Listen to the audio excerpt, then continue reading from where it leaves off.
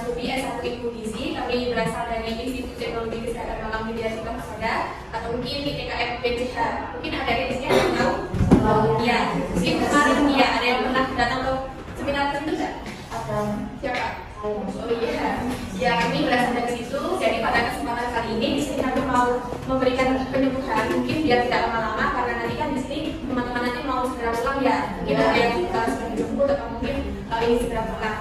Jadi tidak perlu lama-lama. Jadi nanti sebelum kami memberikan materi penyembuhan, nanti kami akan memberikan lembar tes. Jadi nanti minta tolong untuk yang ada di sini untuk diisi terlebih dahulu. Kemudian nanti setelah mengisi tes, kita akan memberikan materi penyembuhan. Kemudian setelah memberikan materi penyembuhan, minta tolong nanti teman-teman memperhatikan ya, karena nanti akan ada barang siapa yang dua anak yang memberikan pertanyaan nanti akan dapat hadiah dari kami. Kemudian nanti setelah memberikan pertanyaan, kemudian di akhir akan kami berikan lembar untuk post test. Kemudian setelah post test dijawab, kami selesai. Kemudian bisa pulang semuanya. Misalnya kurang lebih nanti bisa diisikan kurang lebih 5 menit ya. Kalau memperhatikan ya teman-teman ya. Jadi di sini materi yang akan saya sampaikan yaitu mengenai cegah anemia pada remaja putri usia 16 sampai 18 tahun. Kenapa kami menggunakan usia 16 sampai 18? Karena untuk sekolah SMK sendiri kan totalnya sampai itu ya usianya. Mungkin di sini ada yang lebih dari 18, ada nggak? Ya, lanjut aja. Untuk materinya nanti yang akan kami bahas ada pengertian dari apa itu anemia, kemudian tanda dan gejala, kemudian klasifikasi penyebab anemia dan pencegahan anemia khususnya pada remaja putri. Nah di sini ada gambar dari perbedaan sel darah pada orang normal dan sel darah merah pada orang anemia. Nah mungkin di sini teman-teman ada yang bisa menjelaskan nggak apa perbedaan dari kedua gambar ini? Anemia itu ya, ya terus. Ya benar ya.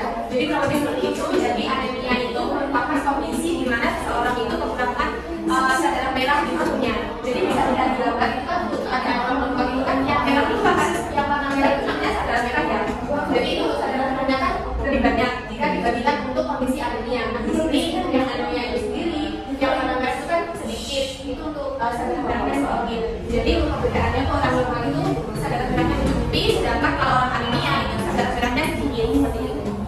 Jadi anemia itu merupakan suatu kondisi di mana tubuh itu kekurangan kadar hemoglobin atau Hb.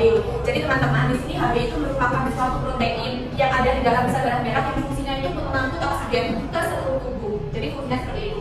Nah untuk orang yang anemia sendiri itu dikategorikan kalau Hb-nya kurang dari 12 mg per desiliter. Di sini siapa yang dapat mengalami anemia? Yang tahu nggak siapa yang benar-benar bisa mengalami anemia?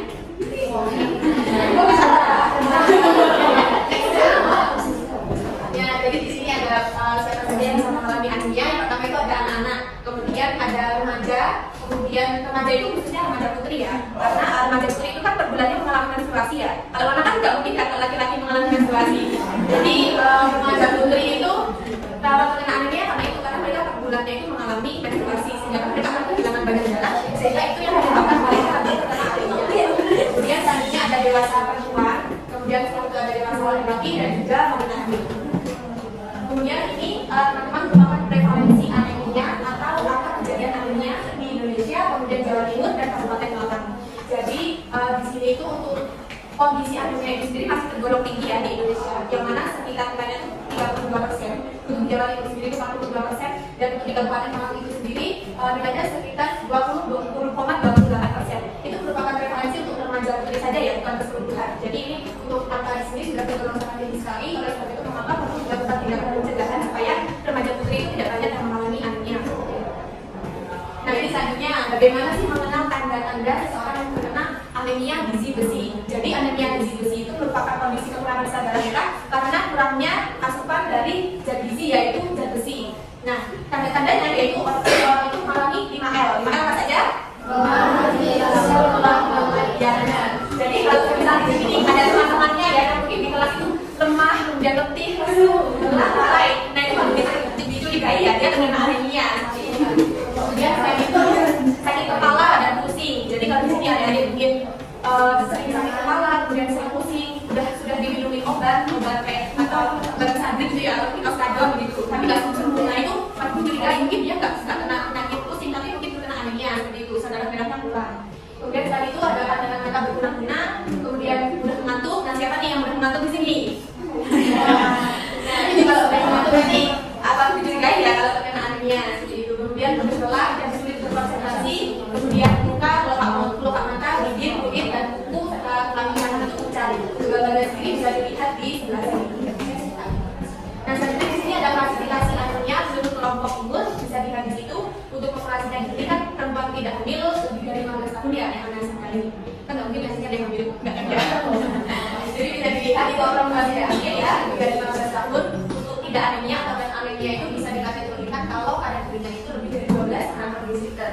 Kemudian dikategorikan anemia ringan apabila kadar urina itu antara 11 sampai 11,9, kemudian sedang 8 sampai 10,9 dan berat kurang dari 8 gram/dl. Nah, selanjutnya di sini ada penyebab dari anemia. Nah, utamanya anemia itu penyebabnya itu ada 3, yaitu karena produksi sel darah merahnya yang kurang, selain itu kehilangan darah secara berlebihan, dan hancurnya sel darah merah yang terlalu cepat.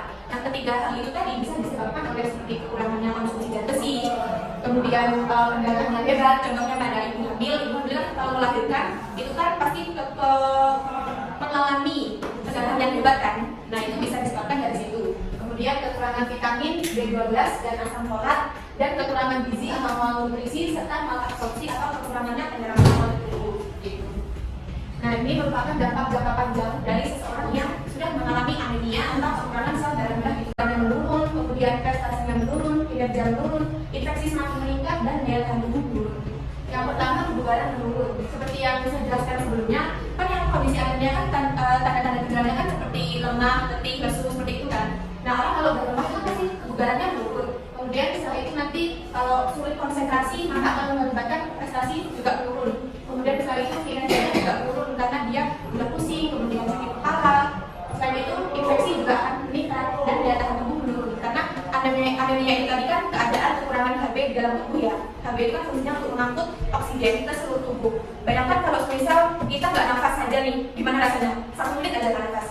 Sesal nggak kuat kan ya? Nah, gimana lagi dengan kondisi tubuh kita? Kan Hb itu kan fungsinya untuk mengangkut oksigen ke seluruh tubuh. Bayangkan kalau tubuh kita tidak ada oksigen, kekurangan oksigen, pasti itu akan membuat daya tahan tubuh kita menurun sehingga nanti kita menjadi lebih mudah terserang penyakit seperti itu. Baik, untuk selanjutnya di sini akan dijelaskan oleh rekan saya Mbak Risna. Bisa dijelaskan dan dijelaskan.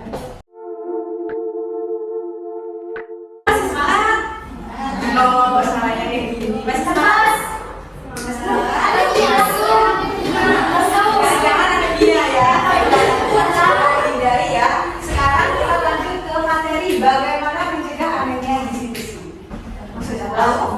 Nah, ini salah satunya dari makan makanan yang kaya akan zat besi. Ada yang tahu nggak makanan tinggi zat besi itu seperti apa? Bisa dibaca. Di sini ada dari sumber hewani, ada dari sumber nabati. Kalau dari hewani contohnya seperti hati sapi atau ayam, ikan, kuning telur, daging atau unggas, kemudian ada daging merah, udang dan tiram. Kemudian juga ada dari sumber susu. Untuk dari nabati di sini ada dari kacang-kacangan. Contohnya ada kedelai, kacang hijau, kacang merah.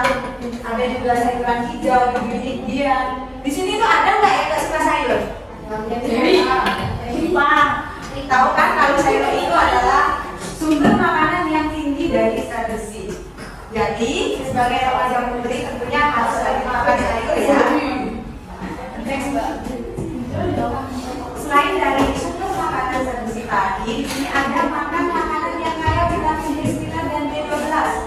Makan kalsium, kopi, kafein seperti ini, jadi akan ada kemungkinan masih terjadi anemia karena tadi zat besi yang kita konsumsi dihambat penyerapannya, jadi tidak jadi sel darah merah dalam tubuh, tentunya akan menjadi anemia. Di sini sudah ada yang pernah dapat tablet tambah darah belum? Diminum nggak? Ya, diminum ya. Nah, tablet tambah darah sendiri memang benar ini ditujukan untuk remaja putri karena kalian tiap bulannya pasti mengalami menstruasi kan? Nah, karena menstruasi, tapi gratis kan? Nah, pulang itu harus kalian gunakan sebaik-baiknya. Di sini ada kelompok sasaran remaja putri free. Setiap minggu selama 15 minggu minumnya. Kemudian untuk peraturan minumnya satu tablet itu 1 hari. Kemudian iya, 1 tablet. Itu loh dek. Kayak kalian minum obat. 1 tablet tambah darah 1 hari. Ya.